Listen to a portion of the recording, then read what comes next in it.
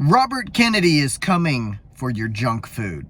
Robert Kennedy is floating the proposal of getting rid of sodas and junk food for people that are on welfare. You can't use your food stamps or SNAP benefits to buy things like Little Debbie or the 12 packs of Dr. Pepper anymore.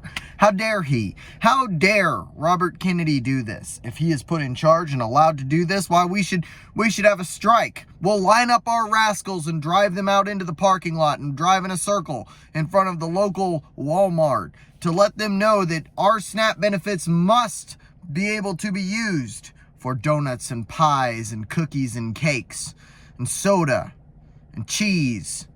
Well, not real cheese, Cheese Whiz.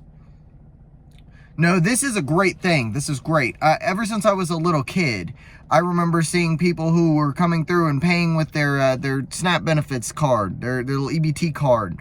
They're out there talking about, well, I'm going to buy this or that thing, and it's those cases of cinnamon rolls, or it's boxes of Little Debbie, or it's, well, we can get this or that package of soda, frozen pizzas. All of these things. Now, I'm not saying that you can't eat these things. I don't think you should eat these things, but I'm not saying that you can't. But if you're on welfare and the rest of us are paying for it, I don't want us to be paying for something that's just going to make matters worse. In my opinion, I am for a welfare system. Not what we have now, but some sort of a social safety net to be used as a stepladder to get back up on your feet.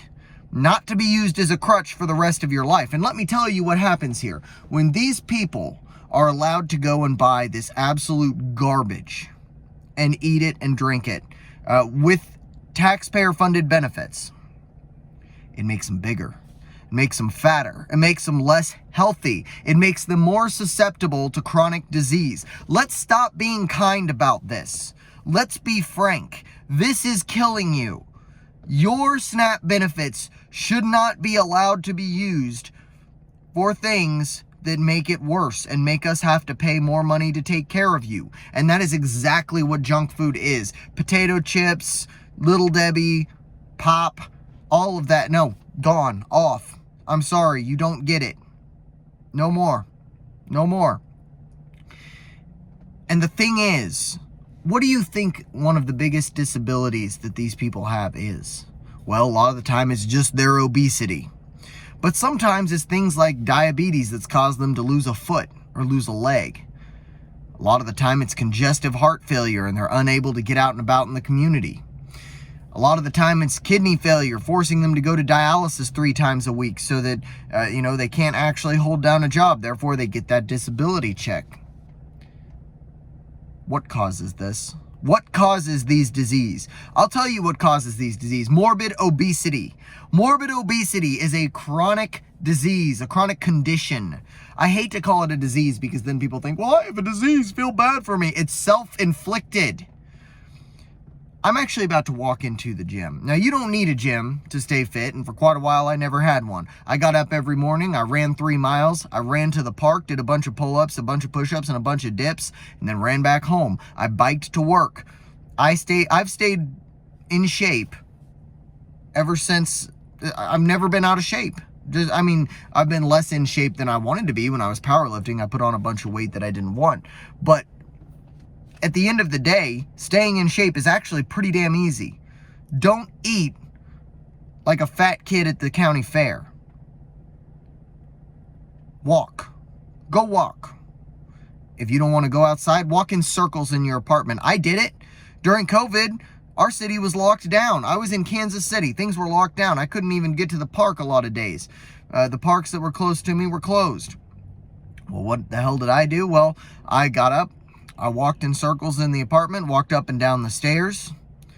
I had fortunately purchased some weights, but I did a lot of body weight exercise too. I had 2 10-pound dumbbells, 2 20-pound dumbbells, 100 pounds of weight, and a short bar. And I stayed in maybe the best shape of my life at that time. It's not that hard or that expensive to stay in shape. And I know that that's a controversial thing to say, that eating healthy is cheap. Well, let me tell you, I just started a low-carb diet. My diet is going to consist of meat, homemade guacamole and salsa, eggs, very low carb. I'm going to have one meal with rice and then a few pieces of fruit in a day, and that's all the carbs I'm going to have. And I'm going to slowly work on cycling those, maybe not out, but lower and lower and lower. I like the fruit because it's good for you with your macros. But when I switched my diet over to that, my grocery bill was about $60 less, because the range of things that I'm eating is not so large. And you know, the great thing about meat, you can cook it in any way you want. You can make fajitas, and then you can make brisket, and then you can do all kinds of cool things. It's, you know, I'm not one of those people that's scared of carbs, but when you raise up the amount of fat and protein that you eat, it satiates you longer. It's harder to eat lots and lots of food when you're feeling satiated. And I have a sedentary job, and so I want to be more efficient with burning fat, and I want to stay full longer. So I'm cutting the carbs down. Now, again, carbs are not the enemy, calories are the enemy. But in my case, just because of not only my specific work that I do, but also the the choices that I'm making. I'm choosing to eat this way, and it just is more whole foods and healthier. And I'm also concerned about things like glyphosate and processed things, and like what you get with organic bread or bagels or things like that. I'm choosing to do it because I feel better with it. But all that being said, you can eat healthy fairly cheap compared to just the standard American diet. And people that don't think that that's the case, you're delusional. If you live somewhere that's not like a big city where there's not hardly anything available, like in what they're calling food deserts, like in Southside Chicago, where most of the food that you get is from like a convenience store, okay, fine.